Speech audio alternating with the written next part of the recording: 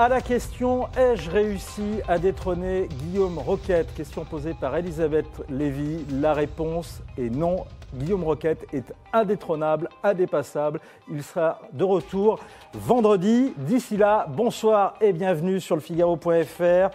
Bienvenue dans Point de vue. Tweetez, chattez, donnez-nous votre avis. On le partagera avec Elisabeth Lévy. Mais il faut dire quand même que ma question était tout à fait ironique. C'est vrai. Arrêtez parce qu'on est dans le royaume du premier degré, les gens vont croire que c'est vrai. Non, c'était du deuxième degré. Je tiens à le préciser.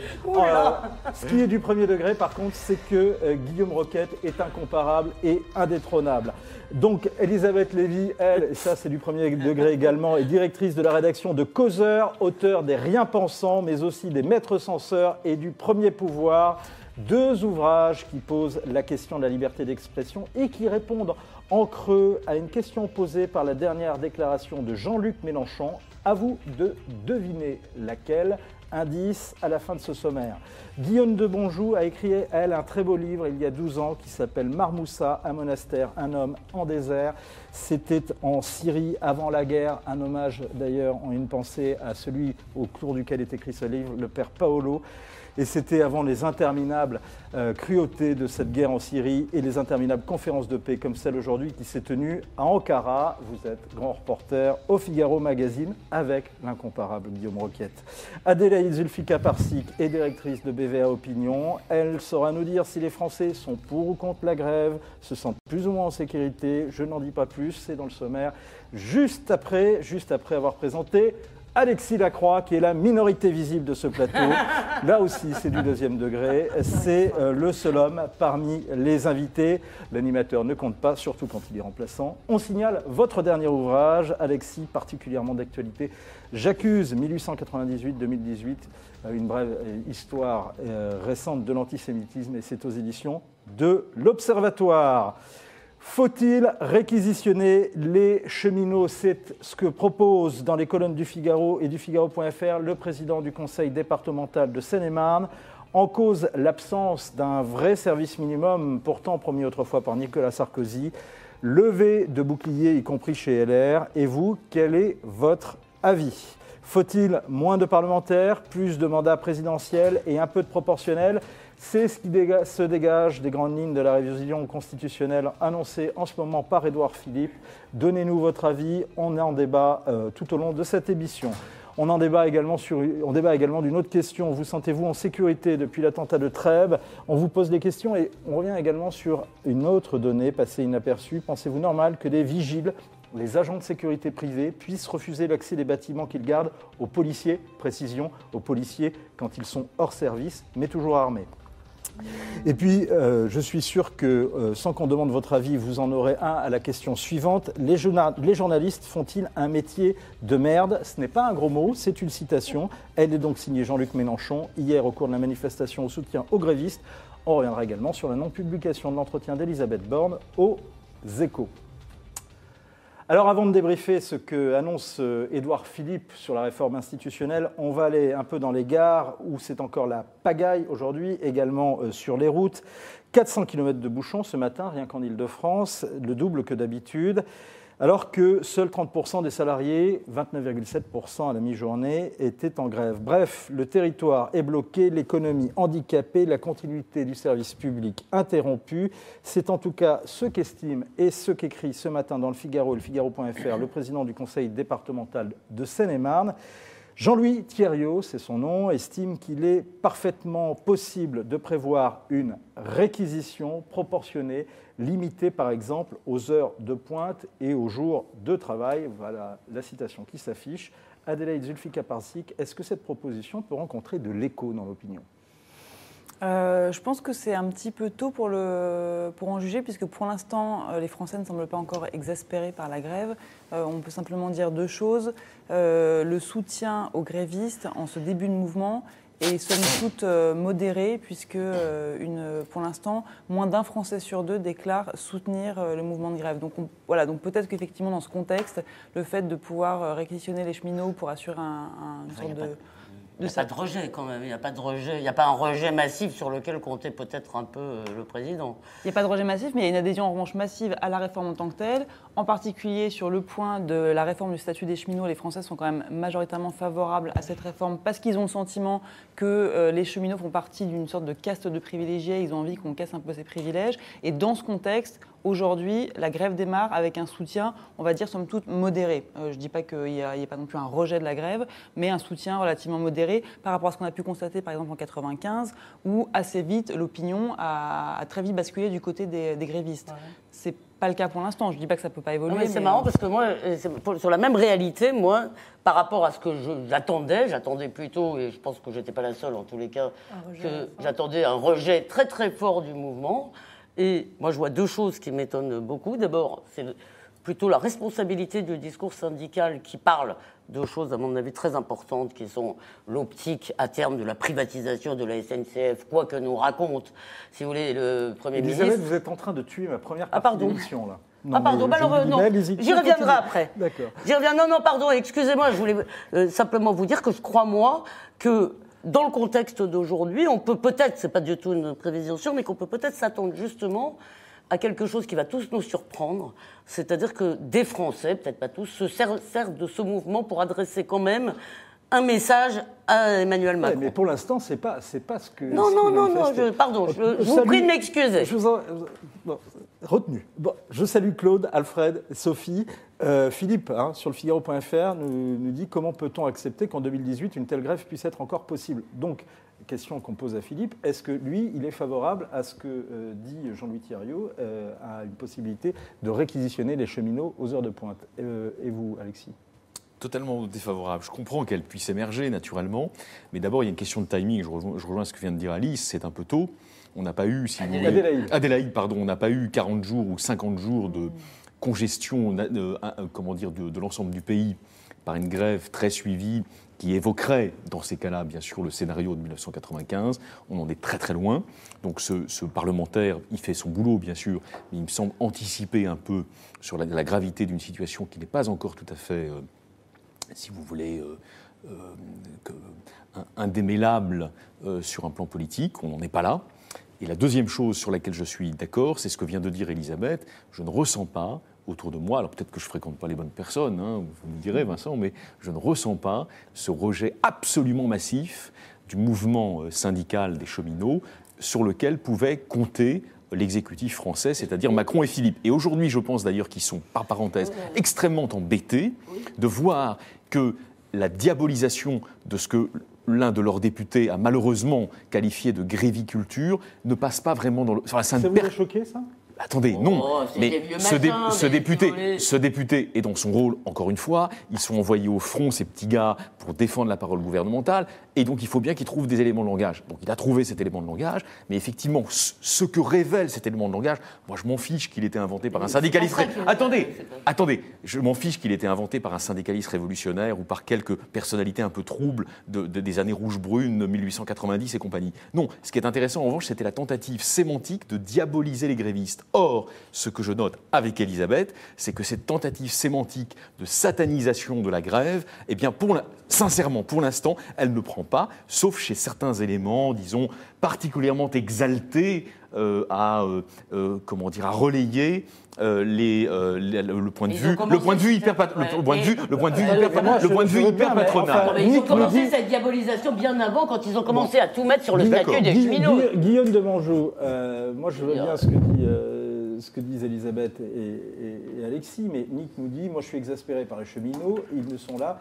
Ils ne sont là que pour conserver des privilèges payés par les autres. C'est vrai, c'est faux, c'est une autre question, mais en tout cas, c'est un ressenti. Un autre internaute qui nous dit cette grève fait pchit, personne ne la soutient. Donc... Là, moi, il y a plusieurs choses.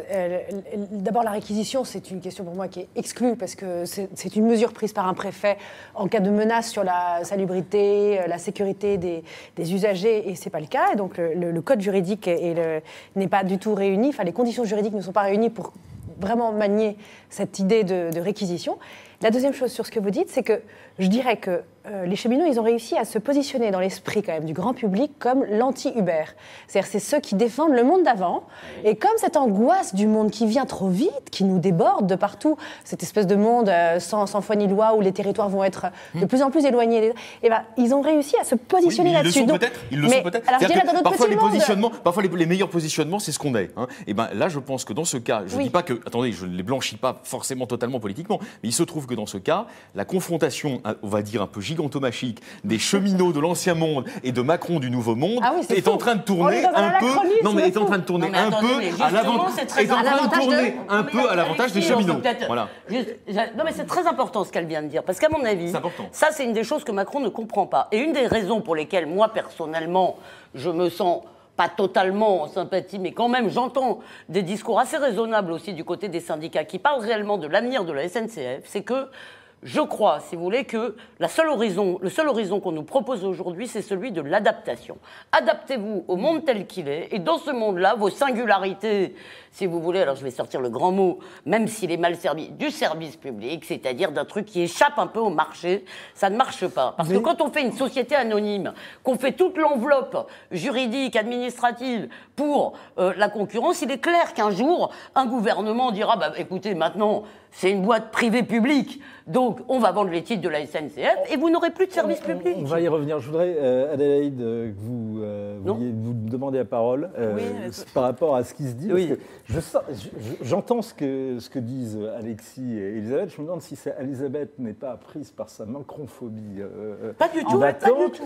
Mais parce que, quand même, moi, quand je lis les internautes, je ne ressens pas la même chose. Je vois quand même qu'il y a quelque chose qui, vis-à-vis des cheminots... Moi, ma chronophobie, je ne suis pas suspect. Oui, mais je parlais d'Elisabeth. Non, je voulais dire plusieurs choses. Déjà, par rapport à l'espèce de paradoxe que vous soulevez, où à la fois les Français n'adhèrent pas au mouvement, mais en même temps vous ne ressentez pas dans l'opinion un rejet, l'un n'empêche pas l'autre. Et je pense qu'on peut avoir un paradoxe de l'opinion avec à la fois une certaine volonté de réforme, mais en même temps la crainte de... alors il y a une vraie crispation, un vrai sujet autour de la notion de service public qui effraie une partie des Français. Et par ailleurs, je pense que...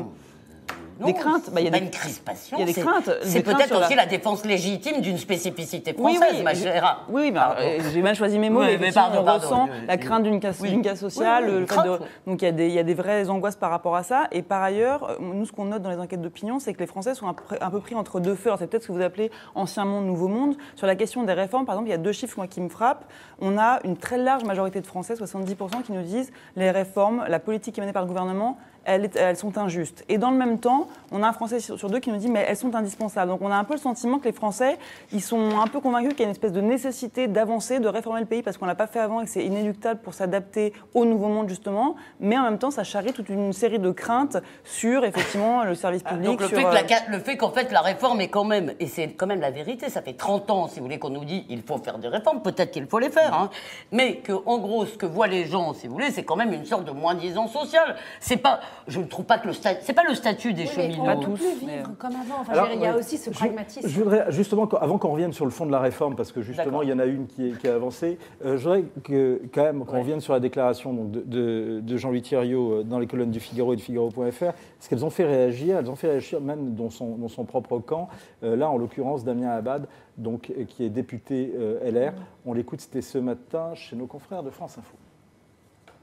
Est indispensable, il est nécessaire, mais ce droit de grève ne doit pas empêcher la continuité du service public. La loi peut apporter un certain nombre de choses. Aujourd'hui, vous avez des informations la veille pour savoir les trains qui circulent et autres. Et il y a, en tout cas, en termes de transparence d'information, une amélioration. Il faut certainement aller plus loin, mais vous savez, on va vite se heurter aux principes constitutionnels. La réalité, je pense que c'est un problème culturel. C'est pas un problème d'évolution constitutionnelle, c'est un problème de changement des mentalités. Même pas la technique, pardon. Pardonnez-moi. Je voudrais quand même qu'on lise justement sur la question des dispositions qui ont été votées depuis 1997. Il faut relire l'analyse que Guillaume Perrault fait ce matin dans le Figaro, et également la réponse en creux de Jean-Louis Thiriot. En l'absence d'un service minimum, seul le droit de réquisition permettrait de rétablir la continuité à minima du service public. Le problème, il est un peu là. C'est la possibilité quand même également, pour ceux qui veulent aller travailler, de pouvoir travailler. Alors, à mon avis, c'est une réflexion plus grande sur une société bloquée par une grève des transports. Alors, est-ce qu'on ne devrait pas penser... Ces moments-là de crise sont peut-être des moments révélateurs aussi d'absurdité de notre organisation, même géographique et sociale. Et moi, je dirais qu'il faudrait retrouver... C'est peut-être complètement idéaliste. C'est étrange, quand même, que, je veux dire, avec Internet et tout ça, qu'aujourd'hui, il ne soit plus possible de travailler sans prendre le train, quoi. Enfin, je trouve qu'à un moment donné, il faut peut-être relocaliser l'économie dans le local, refaire une structure de société plus globale. Autant que ces moments de crise soient féconds pour quelque chose. Repensons notre modèle. Construire des bagnoles, c'est non, mais je vous livre quand même. C'est pour ça. Pensez des noyaux. Elisabeth, moi je vous livre quand même.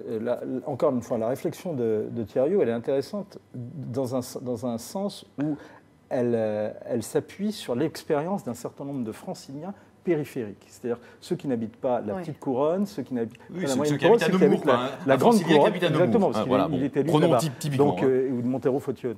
Et donc, ceux-là, ils ont un problème pour se rendre à Paris. Déjà, moi j'ai entendu dire, honnêtement je n'ai pas la réponse, on me dit, les syndicalistes disent que eux, ce qu'ils aimeraient, je pense que les usagers aimeraient aussi, c'est on fait rouler les trains, mais on les fait rouler gratos.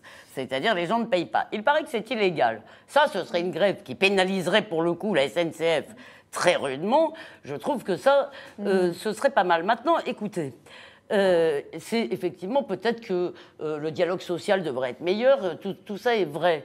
Mais ce que je veux dire, il est clair qu'une grève a des chances, disons, d'obtenir quelque chose quand elle enquiquine quelqu'un. Si elle enquiquine personne, les retraités, ils peuvent faire grève demain, si vous voulez, ils vont faire la grève de quoi? Donc, bien sûr, je comprends. Il y a une deuxième raison aussi, c'est que pour donner... Là, je vais dans le sens d'Elisabeth, vous voyez, c'est inopiné. Pas toujours. Non, mais c'est pas vrai. C'est inopiné, mais là, j'accélère sur la pente qu'elle a dessinée. Deuxième raison. J'entends ce que dit Perrault, qui est un ami, qui est un confrère tout à fait estimable, mais je ne suis pas d'accord avec lui. Car il y a une tradition en France des briseurs de grève, et c'est une tradition, je suis désolé, qui est politiquement non soutenable. C'est-à-dire, effectivement, c'est souvent une partie de la droite patronale extrémisée, avec des... Bon, c'est pas possible, ça, vous voyez, de donner raison... On les a pas vus, ceux-là. Attendez, vous voyez bien qu'ils émergent au travers même de la proposition dont vous faites état et qui a eu lieu dans les colonnes du débat opinion ce matin du Figaro. Et bien sûr, ils sont là en embuscade et ils vont sortir du bois dès que la grève va un peu s'éterniser à leurs yeux, c'est-à-dire au bout de 4-5 jours. Ils sont toujours là. C'est les éternels briseurs de grève de la droite dure française.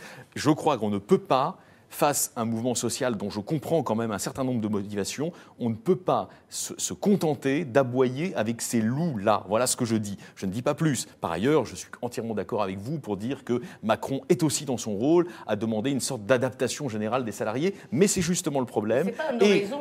Et c'est pas un horizon. Et c'est pas un horizon de s'adapter. Et c'est pas un horizon pour une politique suffisante. C'est pas si vous voulez, il faut qu'il y ait dans des politiques libérales en général. Et c'est toute la problématique de Macron et de Philippe, ils le savent.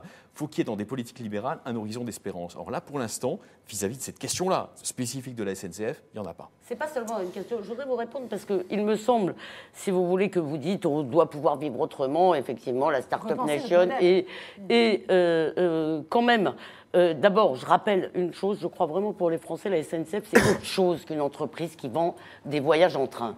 Et ça me semble, si vous voulez, quand on ne parle de réforme qu'en alignant sur la table des équations, ça ne va pas.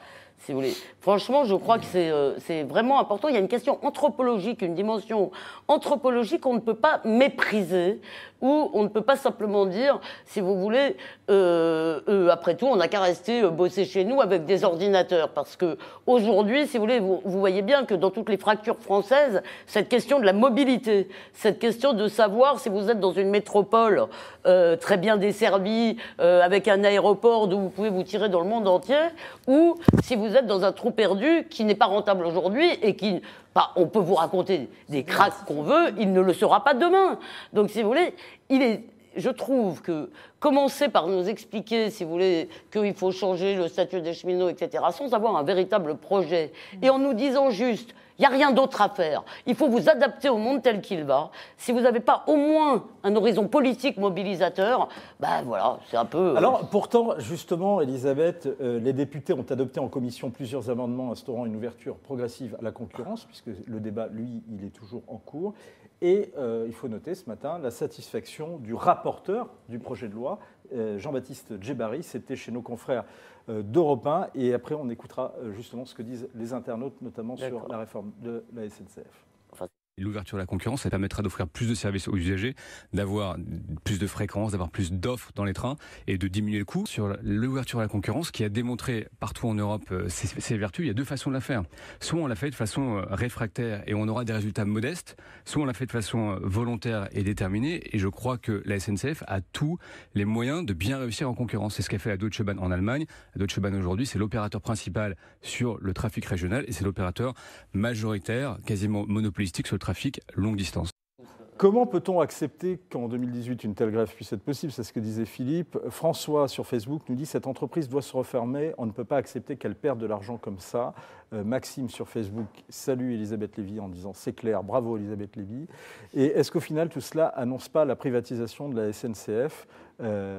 C'est une des questions. Marie, sur Facebook, qui dit « Plus simplement, on n'a pas le droit de paralyser un pays. » 2 milliards d'euros par an en plus de dettes. Non mais on parle quand même de choses très concrètes là. Il y a déjà 50 milliards de dettes. Il n'y a pas des cheminots quand même. Non mais écoutez, en tout cas ça fait partie de l'équation. Enfin, et en plus, leur statut actuel n'est pas touché. C'est les nouvelles recrues qui auront à assouplir leur système de fonctionnement. C'est une adaptation en douceur. On n'a pas dit à ceux à qui on avait promis il y a 30 ans qu'ils auraient la retraite à 55 ans. C'est à moi qu'on demande de s'adapter aussi. Mais oui. On ne demande pas simplement... Là, je n'ai pas envie, moi, de m'adapter à un monde où on me dit que ça n'existe plus, le service public ferroviaire. Mais on vous parle pas on n'a pas parlé de restructuration territoriale, on n'a pas encore parlé des grands sujets qui peuvent être vraiment les grands points majeurs qui feront que la France sera en défense. Mais on crée les cadres, pour les faire disparaître. Mais écoutez, non, regardez ce qui s'est passé dans l'énergie. On demande juste à un cheminot de pas. Mais regardez ce qui s'est passé dans l'énergie. 30 ans de sa vie. Non, c'est pas ça qu'on demande en fait. Regardez ce qui s'est passé dans l'énergie. Si vous voulez. Pourquoi voulez-vous qu'on crée une société anonyme, qu'on crée, si vous voulez, une entreprise qui aura 100% de capital public, mais qui aura toutes les caractéristiques d'une boîte privée? Si c'est pas à la fin pour pouvoir dire, écoutez, d'abord on n'a pas besoin de 100% du capital, donc on a besoin de sous, on va enfiler dans le... Et puis après, vous serez en concurrence avec, je sais pas quelle autre boîte, avec toutes sortes de boîtes, et puis vous direz, il n'y a pas de raison que la SNCF reste publique, mais c'est évident. Ça pose la question, mais je le dis en toute neutralité, de la qualité de service. Enfin, nous, on le voit, on a une communauté citoyenne de Français qui débattent justement du sujet. Et ce qu'on a vu poindre ces dernières semaines, c'est effectivement la question de la notion de service public, avec d'un côté les tenants d'un service public, justement, public, dans l'intérêt de tous, avec, y compris en acceptant potentiellement les dérives économiques que ça implique, et de l'autre, des Français qui nous disent la voie vers la privatisation, ça veut dire une meilleure qualité de service parce qu'on aura une concurrence, une stimulation. Un service plus efficace. Ouais. Donc on a aujourd'hui les deux dans l'opinion, mais effectivement, je pense que le fait d'avoir focalisé au départ le débat de la réforme sur la question du statut des cheminots, c'est un peu l'arbre qui cache la forêt et que le sujet de fond, c'est cette notion de service public. Ils espéraient avoir le soutien de l'opinion là-dessus. Sur l'ouverture à la concurrence, Alexis, vous y pensez quoi justement ? Vous en pensez quoi ? Moi, je pense que tout peut être discuté. Là, je ne suis pas buté d'avance, comme certains syndicalistes extrémisés, par la verve mélenchonienne contre l'ouverture à la concurrence. Mais la fonction principale... La prochaine fois, vous me le faites en Alexandre. Mais la fonction principale de la SNCF, Vincent, me semble être quand même... Elle dépasse simplement ce qu'on entend souvent par service public. Et là, je rejoins one more time Elisabeth Lévy. Je pense que c'est très grave que, par exemple, on supprime dans de nombreuses régions périphériques qui sont déjà touchées par une forme de satellisation géographique, que l'on supprime un certain nombre de lignes qui jusqu'ici existaient. C'est pas dans le programme. Hein, mais attendez, vous rigolez. Non, c'est dévolu aux régions, mais ce n'est pas encore. Mais ça aura lieu. Mais ça aura lieu. Mais ça l'intention à tous. Vous êtes naïve. Je pense que c'est structuré, ce truc. Donc, en tout cas, je le maintiens. Cette dévolution aux régions de la suppression de leurs propres lignes, c'est-à-dire que les régions, si la branche, si j'ose dire, sur laquelle elles sont assises d'un point de vue ferroviaire, c'est très grave. Et ça veut dire aussi à terme, si cela devait advenir, une accentuation de la polarisation géographique de la France, alors même que Macron, et je le soutiens pour ça, a été élu sur la promesse de leur réunion ou de leur réunification ou de leur réconciliation. Donc c'est antithétique avec la promesse même du macronisme qui est de réunifier les deux France, la France périphérique et la France intégrée à la mondialisation des métropoles. programme. Eh bien, c'est sur ce front renversé où nous aurons eu un axe Elisabeth Lévy, Alexis Lacroix contre Guillaume de Bonjou qu'on va clore momentanément ce débat en ne vous oubliant pas, puisque CEDC vous dites « Je suis très favorable à la réquisition des cheminots ». PAT nous dit « I have a dream, privatisation et basta ». Et Alain nous dit « C'est ni plus ni moins le commencement de la privatisation de la SNCF, c'est le but tacite de Macron ». Alors, Allo vous demande, Elisabeth, est-ce que ça vous dérange d'avoir Air France privée, les télécoms privés, Engie privés, les supermarchés privés? D'abord, je crois que la SNCF, c'est autre chose encore, y compris en termes anthropologiques. La SNCF a apporté les lumières dans les coins les plus reculés de ce pays. Et pour moi, oui, je dois dire, ça me dérange plus que pour le reste. Et je trouve qu'il n'y a pas eu de débat, si vous voulez, réel sur l'ouverture à la concurrence, puisqu'on l'a tous voté en même temps. Et en réalité, je ne suis pas sûre que dans les transports, ce soit la panacée. Malheureusement, maintenant, on est embarqué dans une sorte de truc. Et là, je crois encore une fois que ce qui m'inquiète, en fait, c'est que le président Macron semble passer complètement, si vous voulez, j'ai l'impression que c'est une approche technocratique qui passe totalement à côté de la dimension anthropologique et profonde, si vous voulez. Non, mais je vous assure, quand vous parlez du vieux monde, vous avez raison, sauf que ce vieux monde, on l'aime bien. Un paquet, non, mais on est un paquet de gens à pas avoir l'intention, si vous voulez, d'aller dans la start-up nation, si vous voulez, sans frontières que tout le monde veut nous vendre. Et bien la SNCF, ça fait un peu partie aussi de la spécificité française. C'est une forme, comment dire, c'est quand même une petite incarnation de la République. Et j'ai une cover, Vincent, on va se réconcilier. J'ai une cover pour le prochain causeur, je ne sais pas s'ils le feront, c'est « Touche pas à mon train ». Ça, je pense que ça marcherait du feu de Dieu. Les paris sont pris et on verra. On recommande d'ailleurs l'actuel numéro de causeur, bien entendu. Mais « Touche pas à mon train », il devrait le faire. C'est à lire sans modération, tout comme les écrits d'Elisabeth Lévy et de tous ceux qui sont réunis autour de cette table. Juste, Elisabeth, vous vouliez faire un point, c'est votre carte blanche, je vous la donne, sur l'histoire des facs. Sur les mandats présidentiels. Je vous promets, non mais vous êtes trop sur les étudiants, oui, je voudrais dire un mot. Je pense que les cheminots auraient grand tort, si vous voulez, de faire cette fameuse convergence des luttes, parce que là, d'un côté, on a quand même affaire à un problème sérieux sur lequel ils peuvent mobiliser. De l'autre côté, si vous voulez, la lutte des étudiants, je veux dire 2 points très vite. Le premier, c'est que tant que des étudiants continueront à être assez sots, si vous voulez, pour ne pas voir et pour ne pas vouloir voir que des formations non sélectives n'ont strictement aucune valeur, eh bien qu'on les laisse croupir dans leur fac qui donne des diplômes de rien. Et la deuxième chose qui m'inquiète, non mais je le dis un peu énervé parce que leur pleurnichement, ce matin j'en ai entendu une qui disait « Vous comprenez, quand on arrive à la fac, on ne sait pas prendre des notes, il faudrait qu'on nous apprenne. » Donc si vous voulez, je ne peux plus, ce truc de passer leur temps à pleurer sur leurs droits, je ne peux plus. Mais la deuxième chose qui est beaucoup plus grave, et on en reparlera ici et ailleurs, c'est qu'il y a une chose dont les journalistes ne parlent absolument pas. On a fait une enquête pour l'instant dans Causeur et on en refait une. C'est que derrière, dans un certain nombre de facs, derrière les mobilisations étudiantes, il y a les indigènes. Il y a des groupes proches des indigènes, les studies post-coloniales et tout ça. Donc la haine de la France débitée en tranches. À Saint-Denis, j'ai une photo, je vous montrerai, il y a des graffitis interdits aux Blancs. Donc pas des graffitis, des gros tags. Donc ça va. Ça va. Alors, voilà. Coup de gueule, non, c'est bon. Non, je pense que si vous voulez, moi je suis pro-cheminot, mais je suis beaucoup moins chaud, si vous voulez. Vous disiez, je suis pro-chevènement. Non. Parce que alors là, j'aurais noté un retournement complet. Je suis pro-cheminot, je suis pro-cheminot, mais je suis comme Elisabeth, infiniment plus réservé envers les mobilisations des étudiants. Et je pense que cette manière, si vous voulez, de flinguer a priori le principe de la sélection républicaine, c'est une façon de continuer la destruction programmée de l'université. Voilà. Allez, on en reparlera dans d'autres émissions et on consacrera même des émissions sur le sujet. On en a déjà parlé hier et c'est à retrouver bien sûr sur Figaro Live à l'onglet Point de vue. Faut-il moins de parlementaires et plus de mandats présidentiels? Et c'est la question qu'on pose puisque Édouard Philippe, vous l'avez peut-être vu en tête du site du Figaro.fr, puisqu'il est en train de faire justement la présentation de la réforme institutionnelle, mais on en a les grandes lignes. Alors un certain nombre de choses sont tombées. Il y aura une référence à la Corse, la limitation des amendements pour les députés, finalement le gouvernement y renonce. En revanche, donc, on annonce 30%, et la réforme doit être finalement adoptée, doit entrer en vigueur jusqu'en 2019, c'est la perspective. C'est ce que vient également d'annoncer Édouard Philippe. Et donc 30% de parlementaires en moins, 15% de proportionnels. Est-ce que, pour vous, c'est quelque chose qui, d'abord, est-ce que ça intéresse l'opinion, c'est une question, et est-ce que c'est quelque chose qui peut être approuvé dans l'opinion? Alors, il y a deux choses. Je pense effectivement que ce n'est pas la priorité numéro 1 des Français à date. Quand on les questionne sur ce qui les préoccupe, on n'est pas sur ces questions institutionnelles. En revanche, ne serait-ce que parce que la dernière séquence électorale a montré clairement une envie de renouveau, on a vu la vague de dégagisme, je pense quand même que c'est structurellement au cœur des attentes des Français, et d'ailleurs les enquêtes d'opinion le montrent.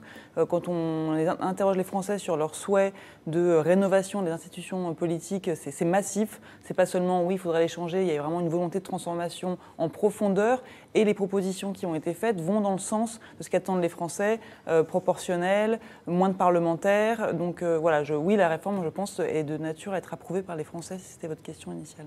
Alors, justement, c'était ma question initiale. Je voudrais qu'on écoute, justement, avant même que les grandes lignes aient été présentées devant la presse, Bruno Retailleau, qui s'exprimait sur la question ce matin. Il est président, on précise, du groupe LR au Sénat, et ça a toute son importance. La question qu'il faut se poser sur la révision constitutionnelle, c'est le pourquoi. Est-ce que c'est pour rendre les choses plus utiles aux Français, ou est-ce que c'est pour les rendre plus utiles à Emmanuel Macron? Parce que pour l'instant, le sens de cette réforme, c'est quoi? C'est de concentrer encore plus dans les mains d'un seul homme, le président de la République, le pouvoir. Oh, Guillaume, vous m'avez l'air d'être... Non, mais c'est drôle qu'on fasse des procès d'intention toujours à ces réformes. Je veux dire, Bruno Le Maire, il l'avait dans son programme. Il voulait être, au moment de la primaire, je dirais, même 30%, c'est timide. 577 députés. 577 députés avec une Europe qui nous gouverne déjà. Donc là, on réduirait. Donc. Mais il serait temps de réduire. Mais 30%, c'est même un peu timide. Et alors, c'est le bon moment, parce que là, on a une assemblée monochrome et complètement novice. Donc c'est le moment où jamais... Non, mais on n'en peut plus. Vous circulez parfois autour de l'Assemblée nationale dans la semaine, dans la journée, ils sont où les... Enfin, je veux dire, ce travail-là... Je trouve que ce truc sur le nombre de députés est une démagogie. Moi, je trouve qu'il est tellement utile. Je vous trouve une démagogie, mais totale. Je suis dans mes... Elle y est pour rien, Guillaume. Mais je suis à titre personnel. À la fois partisan, et c'est donc une position aujourd'hui schizophrénique vu les propositions. Je suis partisan d'une refondation de la vie publique, et donc je pense que toutes ces réflexions qui avaient été entamées d'ailleurs par Bartolone avec Vidocq... Mais sous quelle forme alors? Parce que attendez, c'est pas si c'est Bartolone qui doit sauver la République, alors là, excusez-moi. Sous Hollande, il y avait eu déjà, une réflexion collective sous la houlette de Bartolone, président de l'Assemblée nationale, sur ces questions-là. Et c'est vrai qu'un des trucs qui était sorti déjà, donc là les macroniens n'ont rien inventé, c'était la réduction du nombre parlementaire. Je pense que c'est une des positions les plus démagogiques qu'on puisse imaginer. Pourquoi? Et, l'antiparlementarisme, pas besoin de faire un cours d'histoire. Attendez, l'antiparlementarisme. Attendez, l'antiparlementarisme à toutes les époques, l'époque de l'affaire Dreyfus, mais aussi aujourd'hui, c'est l'un des symptômes du pire, c'est l'un des attracteurs du pire. 1. Et 2. On ne résoudra aucun des problèmes structurels de la démocratie française, c'est-à-dire notamment la centralisation présidentielle, en réduisant le nombre de parlementaires, mais au contraire en les augmentant. Attendez, la vraie rupture avec le présidentialisme inefficace, si on veut vraiment passer à une nouvelle 5e République, je ne dis pas une 6e, mais une nouvelle 5e, c'est-à-dire un présidentialisme plus efficace, c'est un président qui serait obligé de composer beaucoup plus avec ses ministres et avec le gouvernement, c'est-à-dire aussi avec le Parlement. Et on ne prend pas cette direction quand on propose la réduction du nombre de parlementaires pour complaire à une certaine opinion aujourd'hui gorgée de populisme et qui pense que c'est en privant la République de quelques élus supplémentaires qui touchent par parenthèse en plus des salaires. Alors, je vais faire hurler, mais je le dis quand même. Entre 7 000 et 19 000 euros. Oui, mais c'est pas mois. Pour un député. Mais très écoutez, sincèrement, vu tout ce qu'il fait, c'est pas beaucoup. Moi, je suis à fond pour les députés. C'est trop facile. Avec circulation gratuite. Attendez, et je pense. Non, mais vraiment. Alors, c'est pas bien. Et je pense que c'est pas bien. Et je pense que pour mailler, Vincent, je finis. Pour mailler le territoire. Pour compenser les déficits et les fractures territoriales, il faut plus de députés, pas moins de députés. Bon, cher ami, excusez-moi de vous dire que cette façon, Lévy. je veux dire, 577 députés payés, je ne sais pas combien, c'est peanuts. La France est une grande... Attendez, excusez-moi, je vais terminer. La France excusez-moi, est une grande puissance et jeter ça, si vous voulez, dans le grand bal des ressentiments en disant regardez, ils gagnent plus que vous, ils ont des voitures, c'est vraiment pas bien. Ça n'est pas bien, ça alimente quelque chose qui est pas bien parce que nous avons un problème avec de légitimité avec la politique. Maintenant, sur le fond, je pense que c'est... D'abord, je pense que ça, comme dit Alexis, avec lequel je suis encore d'accord, ça résout aucun des problèmes, mais surtout, qu'est-ce qui se passe en ce moment? Vous avez un président qui n'est obligé de négocier avec personne. Si on veut, si c'est ça qu'on veut, si vous voulez remettre un peu, disons, de jeu, de pluralisme dans la démocratie, il faut qu'il y ait quand même qu'il faut qu'il y ait une opposition avec laquelle il soit un peu obligé de discuter. Donc, l'idée de jeter en pâture, mais cette idée de dire aux gens, vos problèmes viennent du fait qu'il y a trop de députés qui s'en mettent plein les fouilles. Excusez-moi, ça marche à tous les coups. C'est comme de dire le statut des cheminots. Mais franchement, c'est vraiment raconter des sornettes. Pourquoi le nombre de députés est-il si important pour ce Mais alors pourquoi il est si important pour vous? La représentativité des territoires. Vous voyez, quand on habite Wallis et Futuna, ou quand on habite le fin fond de l'Ariège, eh bien, on est représenté depuis la Révolution française par des parlementaires qui vous représentent. Et d'ailleurs, un parlementaire aujourd'hui en France représente 115 000 habitants. C'est très précis. Vous voyez, c'est pour ça qu'on en a 577. On est un pays de 66 millions d'habitants, 68 avec les Outre-mer, et nous avons un député pour 115 000 habitants. C'est une loi républicaine d'équilibre républicain des territoires. Si vous allez vers ce que veut Macron, c'est-à-dire réduire à l'anglo-saxonne le nombre de parlementaires, vous n'aurez plus le même équilibre de la représentation des territoires. Alors je salue le droitiste qui nous demande est-ce qu'on peut s'exprimer sans hurler. Alors on va suivre le droitiste. Et nous ne hurlons pas. Qui est un auditeur, un internaute fidèle de cette émission et qu'on est toujours content de lire. Les réductions budgétaires sont négligeables, nous dit Macabronito. On précise, le CESE serait réduit de moitié. D'autres internautes demandent à quoi sert le Sénat. Non, il peut être réduit. Alors là, pour le coup, il y a un scandale du CESE. Non, mais là, c'est autre chose. Écoutez, je veux dire, je sais par exemple, je connais un rappeur, si vous voulez, qui d'ailleurs a d'autres revenus et que Hollande a nommé au CESE, si vous voulez, et qui par ailleurs passe son temps à dire des horreurs sur la France et sur le fait qu'on est un pays raciste et ceci et cela. Et je ne sais pas ce qu'il apporte au CESE, mais à mon avis, rien. Là, pour le coup, si vous voulez, ça me paraît être totalement inutile. Je veux dire. Non, je voulais revenir sur la question du nombre de parlementaires. Je suis d'accord sur le fait qu'il y a une importance pour les Français d'avoir une vraie représentativité et que la question de la représentation des territoires, elle est centrale. Mais est-ce qu'aujourd'hui, avec le nombre de députés que l'on a, je pose la question, est-ce que vous avez l'impression que vraiment les Français sont représentés à l'Assemblée quand vous regardez les gens qui la composent? Alors, on a vu effectivement qu'il y avait plus de sociétés civiles, mais on n'est que sur des jeunes, des cadres, avec Denis Tillinac, on a un colloque en Dordogne, là, en juin. Je ne révèle pas de secret. Vous n'enquiquinez pas. Non, je suis sensible, vous voyez, au fait que le député nous a téléphoné et le député représente son territoire. C'est une circonscription de la Dordogne, etc. Et donc, cette remontée, vous voyez, vers Paris, de l'essence des territoires, c'est inhérent à une république solidaire. Donc, si on ne veut pas de république solidaire, moi, je veux bien, mais on le dit. Non, mais Adélaïde disait autre chose. Elle disait, c'est pas représentatif. Moi, je ne crois pas que la représentation républicaine, c'est une photo et qu'il faut qu'il y ait le même nombre de femmes, le même nombre de juifs, le même nombre de ceci ou de cela. J'en aurais horreur. Je ne me sens pas mieux représentée par un député juif ou par un député femme. On va en reparler justement sur une autre question. French Mood dit si seulement les parlementaires représentaient réellement les électeurs plutôt que leur courant politique, leur carrière et les lobbies. C'est ça. C'est une vraie question puisque justement si on introduit la proportionnelle, on va avoir justement le problème des partis qui va revenir. Il y a un gros soutien sur Facebook, me dit Valentin Puripilote, qui est notre modérateur sur cette émission. Excellent. Sur le point de vue d'Elisabeth et Alexis, soutenu par Marie-Christine et Claude. Je voudrais qu'on... Oui, j'ai au moins Marie-Christine et Claude. Mais bien sûr, et on les salue. Parfait. Et on rappelle également que Édouard Philippe a évoqué l'idée d'inscrire la Corse dans la Constitution. Et également donc cette réduction de moitié du CESE. On y reviendra également. C'est à retrouver donc sur lefigaro.fr et sur Figaro Live. Une autre question, rapidement, on y retourne. C'est à la suite d'un article qui est paru de notre confrère Jean-Marc Leclerc du service Société du Figaro et qui suit les questions de police-justice. Les policiers doivent-ils toujours être armés? C'est la question que l'on pose. Juste, Adélaïde, une question d'abord. Est-ce qu'on observe une évolution de l'opinion depuis les attaques de Carcassonne et de Trèbes? Est-ce qu'il y a une évolution sur le sentiment de sécurité ou d'insécurité? On est sur du court terme, donc je pense que c'est pas très intéressant. Ce qui est plus intéressant, c'est de regarder la focale depuis quelques mois et quelques années.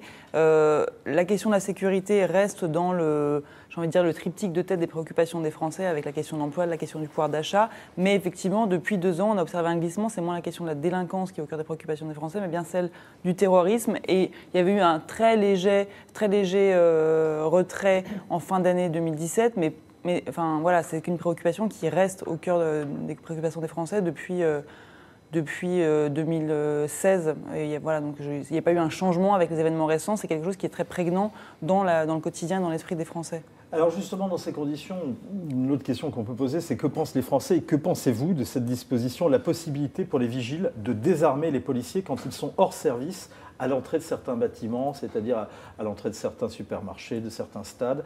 L'article est à lire sur le Figaro.fr. Alexis, qu'est-ce que vous en pensez ?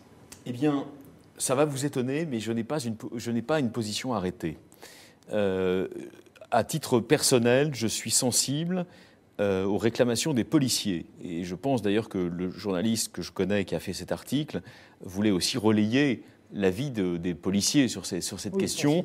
Et il est évident que si vous prenez le cas de l'attentat de Trèbes, un policier désarmé est un policier qui ne peut pas intervenir pour protéger les populations civiles contre la présence d'un éventuel djihadiste. Donc de ce point de vue-là, c'est vrai que si on a un peu de bon sens, ça plaide plutôt pour qu'à l'entrée d'un centre commercial, d'un mall, il n'y ait pas désarmement du policier. Hein, voilà. Mais en même temps, non, mais il y a une question, si vous voulez. Quel est ton mais mon mais, c'est un petit mais je le dis très sincèrement, je n'ai pas tranché.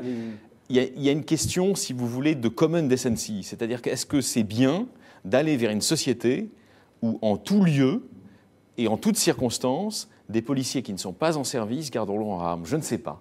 Après tout, nous ne sommes pas non plus, mais c'est une question, hein, mais nous ne sommes pas non plus en état de siège permanent, vous voyez. Donc, est-ce que c'est bien de vivre comme si nous étions en état de siège permanent ? Je ne sais pas. Je n'ai pas résolu la question pour moi-même. Je vous la livre, hein, très sincèrement. J'écoute votre... Moi, j'aime bien vos questions. Je trouve que c'est une bonne question, la deuxième. Quel modèle de société on veut ? Est-ce qu'on veut une société à l'américaine où tout le monde a une arme ? Est-ce que les policiers ne sont pas finalement recrutés sur des critères suffisamment forts, objectifs et solides pour finalement garder leur arme partout ? Parce que moi, je dirais qu'ils ont une responsabilité. Eric qui dit voir qu'un policier d'une unité antiterroriste d'élite est susceptible d'être interdit d'entrer dans un lieu public par la vigile, dont certains ont servi parfois discutable, pose problème. Ça me pose problème. Ouais. Moi, je dirais que quand même la question de la défense, de ce droit qu'a un policier qui a été recruté sur des critères, je vous dis, très solides et importants, qui prouvent qu'il est responsable, il est capable d'être responsable d'une arme, ferait que pour moi, je pencherais plutôt dans l'idée qu'il a le droit de la garder par contre. Est-ce que quand vous allez au cinéma, vous avez envie d'avoir à côté de vous... Mais je n'ai pas résolu la question. Est-ce que vous avez envie d'avoir à côté de vous 3 flics armés de leurs flingues ? Elisabeth Lévy, parce qu'après, je voudrais qu'on aborde le dernier point. Non, mais moi, d'abord, le monopole de la force légale, si vous voulez, il appartient aux représentants de l'ordre. Et je veux dire, cette histoire d'où on ne les laisse pas, je suis sûr qu'il y a des petits racailles qui rentrent avec des armes dans des supermarchés et on va enquiquiner les flics. Non, mais on est chez les dingues. Cela dit, je pense que là où on se trompe, c'est qu'on a la mauvaise peur. C'est-à-dire on a raison d'avoir peur du terrorisme, bien que statistiquement, ça nous menace peu. Je sais que la statistique n'a rien à voir avec la vie, mais je dis, en revanche, on devrait avoir très peur de ce qu'il y a derrière le terrorisme. Or, là-dessus, le déni continue. C'est-à-dire, on devrait avoir peur, si vous voulez, de la sécession culturelle d'une partie des musulmans, parce que c'est de l'intérieur de l'islam que ça vient, c'est une partie, je le répète, je le dis sur tous les tons, une minorité, une grosse minorité, qui est en sécession culturelle. Alors on renvoie justement à l'émission qui a été faite ici avec Pascal Bruckner, Barbara Lefebvre, Vincent Trémollet-de-Villers. D'accord. Bon, alors voilà, vous avez déjà tout dit, mais franchement, c'est ça. Eh bien, c'est ça qui me paraît être plus important. Or ça. Plus personne n'en parle, et surtout pas Macron. Sauf je me tais. Sur le Figaro.fr, donc absolument. Tout ce que je viens de vous dire. L'excellent Figaro Box. Et sur Figaro Live également. Voilà. Journalisme, est-ce que c'est un métier de merde ? C'était hier lors de la manif de soutien aux grévistes. Interrogé par un journaliste sur le problème des usagers qui subissaient la grève des cheminots, voici ce qu'a répondu le leader de la France Insoumise. C'est vous les médias qui faites un travail de merde. vous salissez les grévistes. Vous les insultez parce que c'est vous. Regardez, monsieur, vous me posez une question. Vous me demandez pas, est-ce que le train va mieux marcher une fois qu'il sera privé? Est-ce que le statut doit être modifié? Vous venez, vous me parlez des gens désemparés sur les quais. Mais il faut aller au fond, il faut réfléchir avec sa tête. Sous les cheveux, là, et après, il y a des os, et dessous, il y a un truc gris, ça s'appelle un cerveau. Guillaume, utilisez votre cerveau. Ah ben, il était temps. Sortez-le enfin. Enfin, il Je vous laisse la responsabilité de vos propos scandaleux. Comment sous ce joli minois, il y a aussi un cerveau. Très très timide et un peu fatigué parfois. Tout ça est du 2e degré, je tiens à le répéter. Mais ce qui m'intrigue, c'est comment un aussi formidable rhéteur, comme les Mélenchon, c'est un homme qui est capable de, quand même, de tenir 5 minutes un hémicycle sur Arnaud Beltrame il y a une semaine avec un registre de langue absolument parfait, complètement maîtrisé, on arrive à utiliser un mot comme ça. Mais bien sûr, c'est un énorme calcul, on est dupe, il est arrivé pour faire son coup, comme toujours. Et donc je trouve que ce calcul, c'est de dire, lui, évidemment, c'est son fonds de commerce, de dire je suis du peuple, donc je parle comme ça. Et deuxièmement, en plus, je me mets contre cette médiasphère qui passe son temps à se battre contre les cheminots et à faire la résistance. Mais ce qui est intéressant, Guylaine, c'est pourquoi est-ce que Mélenchon pense, si vous voulez, pourquoi est-ce que Mélenchon pense que de dire ça va être bien pour lui? Eh bien, parce que, effectivement, un certain nombre, si vous voulez, de médias sont parfois un peu dans la propagande, ou quand je dis dans la propagande, c'est-à-dire réellement font pas un travail forcément terrible. Quand j'ai entendu, je le cite juste en vitesse, c'était sur un autre sujet, la couverture des événements de Gaza ce week-end, les bras me sont tombés devant tant d'âneries, de méconnaissance totale du dossier et de jugement péremptoire parce qu'on a vu une image. Donc, si vous voulez, en l'occurrence, s'il écoutait France Inter et France Culture, il pourrait pas dire, il dirait pas la même chose, mais en réalité, c'est Radio Grève. Si vous voulez. Alors là, c'est le matin, vous avez un syndicaliste et un sociologue qui sont tous les deux, si vous voulez. Je vous renvoie au Premier pouvoir, le plus raisonnable, c'est le sociologue. d'Elisabeth Lévy, où elle raconte comment elle est partie. Et en plus, je suis très amie avec le matinalier, c'est pas du tout. Donc vous entendez sur France Inter, ils ont vu la Vierge, si vous voulez, donc ils espèrent 95, 68. Donc, bon, on laissera les gens de France Inter qui sont invités ici le mardi. Mais alors, on a le droit de les critiquer quand même. Sur les défaillances de l'expertise journalistique, évidemment que je peux partager ici ou là des points de vue communs avec Elisabeth, et notamment en ce qui concerne la couverture du Proche-Orient, tout ça est vrai, évidemment. Mais quand même, il y a un truc qui me gêne. Vous voyez, j'ai défendu les parlementaires tout à l'heure, je vais aussi défendre les journalistes. Je pense que quand Mélenchon fait ça, il ne table pas seulement sur les lacunes de la médiasphère d'aujourd'hui. Il réinvestit l'un des champs favoris du populisme aujourd'hui. Après tout, l'idéologie anti-journalistique, c'est aussi une des lames de fond du populisme contemporain. Ça consiste à dire, écoutez, ils sont tellement vendus, tous ces gens-là, aux marchands de canons, messieurs Dassault, Arnaud, etc., que franchement, faites-vous votre opinion par vous-même, devenez vous-même journaliste. C'est un peu ça qui dit très démagogiquement, très putassièrement, vous voyez, à tous ces gens. Il leur dit, mais au fond, on n'a pas besoin d'être un expert de la chose journalistique, on n'a pas besoin d'avoir une carte de presse, de toute façon, c'est un métier de merde, faites-vous votre opinion par vous-même, sous-entendu, venez voir, par exemple, la chaîne que j'ai créée avec mon attaché de presse, et vous en serez mieux informés. J'aime pas ça, j'aime pas ce discours, j'aime pas les relents de ce discours. On a bien entendu, Alexis. On ait le droit de critiquer les journalistes aussi. Adélaïde, ça, quand même, c'est ce que disait Elisabeth, ça passe bien dans l'opinion, ce genre d'invective. Je vois là, qui dit, il a raison, Mélenchon, que nous apportent réellement les médias, quelle est la plus-value du traitement qu'ils font de l'information? Oui, ça rejoint effectivement ce que disait Elisabeth et ce que dit aussi Alexis sur le populisme. Il surfe sur un peu une idée un peu répandue. Alors, même s'il y a deux choses, il y a la confiance qu'ont les Français dans les journalistes, et c'est vrai que, alors vous le savez, elle n'est pas au top par rapport. Alors, elle est au-dessus de la confiance accordée aux politiques, mais voilà, c'est pas forcément une profession en qui on a toute confiance. En revanche, il y a aussi la question des médias, et là-dessus, c'est quand même intéressant, je pense, de dire que, et justement, je suis pas si sûre qu'il y ait ça derrière, en tout cas, que les Français attrapent le fil de aller voir mon média, parce que dans un contexte où on débat beaucoup de la désinformation, des fake news, on sent quand même depuis quelques mois, et on l'a vu dans le dernier baromètre de la confiance dans les médias, qu'il y a un retour en grâce des médias traditionnels versus les réseaux sociaux, les médias Internet. Et donc, quand même, je ne suis pas sûre que là-dessus, il ait raison d'aller sur le terrain. Mais en tout cas, Jean-Luc Mélenchon sera reçu la semaine prochaine à l'Élysée par Emmanuel Macron. Au menu, il y aura l'instauration d'un conseil de déontologie. C'était après son passage en décembre dernier à l'émission l'émission politique de France 2. Ouais. Il a accusé la chaîne publique de lui avoir tendu un traquenard médiatique et plaidé pour la création d'un tribunal professionnel, entre guillemets, des médias pour sanctionner symboliquement les menteurs, les tricheurs, les enfumeurs. Et c'est le monde qui va faire l'arbitre des éléments. Et la pétition, il y a quand même... Merci. Alors, Elisabeth, je vous pose la question. Je vous pose la question, parce que vous avez écrit un livre sur le sujet. Il y a quand même une pétition qui a été faite, et qui est sur change.org, et qui a recueilli plus de 187 000 signatures, et pour la création d'un conseil qui sera un recours pour faire respecter le droit à une information objective. J'en ai assez de change.org. Si vous voulez, c'est trop facile de foutre son nom, si vous voulez, ou de foutre un nom fantaisiste au demeurant, si vous voulez, sur change.org, et puis après vous arrivez en disant j'ai des milliers, des millions de signatures pour ceci ou cela. Si vous voulez, moi, c'est pas, je pense que cette affaire de fake news commence à être extrêmement dangereuse.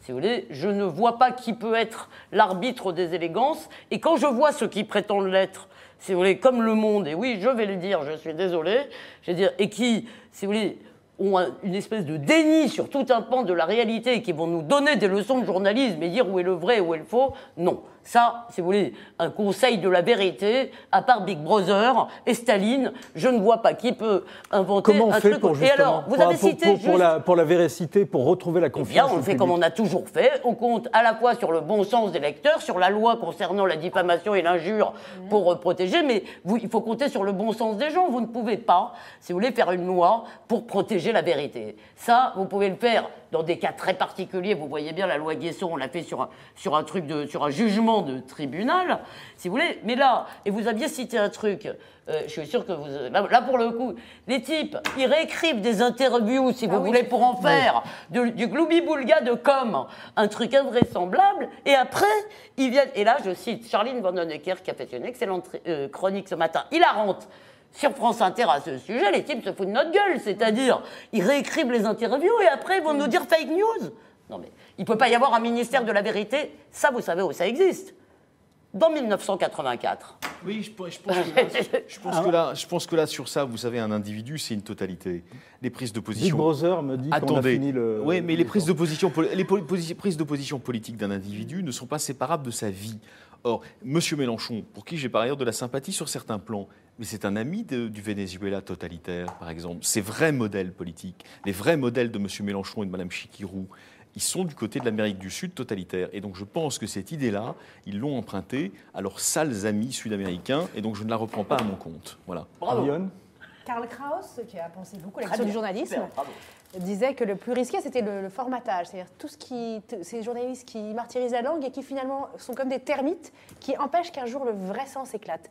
Et donc je crois que ça, c'est la vigilance. Et on ne sera jamais considéré comme une profession de merde dès lors qu'on traite bien notre matière brute, qui est l'information, et qu'on la traite avec des nuances, des mots, etc. Et le mot qu'a utilisé Mélenchon est évidemment pas à la hauteur. Mais Karl Kraus, bien sûr. Alors là, merci. Parfait. Merci beaucoup. Merci pour toutes ces précisions, ces références. On retrouve dans un instant Ariane Lecoeur qui a fait un focus avec Manon Madère sur l'emploi des jeunes diplômés qui, justement, s'améliore. C'est à suivre juste après Point de vue. Et vous retrouvez demain Marie-Amélie Lombard et l'incomparable Guillaume Roquette. La non moins incomparable Marie-Amélie Lombard demain et l'incomparable, non moins, Guillaume Roquette, vendredi.